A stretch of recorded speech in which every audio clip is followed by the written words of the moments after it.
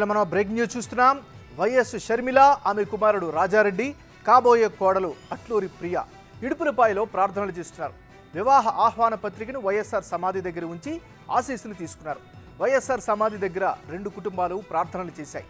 షర్మిలతో పాటు ఆమె తల్లి విజయమ్మ కూడా ఉన్నారు.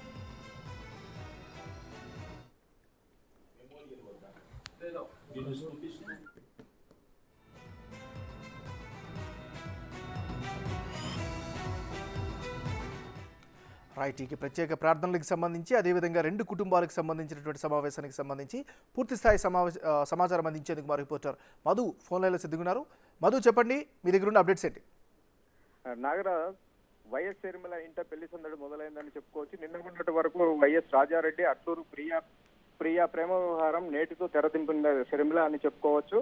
తన కుమారుడితో, అలాగే కాబోయే కోడలు ప్రియాతో, వారి కుటుంబ సభ్యులతో హైదరాబాద్ నుంచి ఈ రోజు ప్రత్యేక విమానంలో కడపకు చేరుకొని అక్కడి నుంచి ఇడుపులపైకి రోడ్డు మార్గం ద్వారా చేరుకొని జస్ట్ 2 నిమిషాల కిందనే వైఎస్ఆర్ ఘాట్ కు చేరుకొని అక్కడ ప్రత్యేక ప్రార్థన చేసి అనంతరం ఈ రోజు నైట్ కి ఇడుపులపాయలోని షర్మిల గెస్ట్ హౌస్ లో బస చేయనున్నట్టున్నారు. అలాగే రేపు అనంతరం వైఎస్ కుటుంబీకులకు పులివెందల నగరంలోని వివిధ వైఎస్ కుటుంబీకులకు పల్లి పత్రికలు పంచి అక్కడి నుంచి నేరుగా ప్రత్యేక విమానంలో గన్నవరం చేరుకున్నట్లు తెలిసింది. Nagaraj, right, thank you Madhu, updates అందించినందుకు.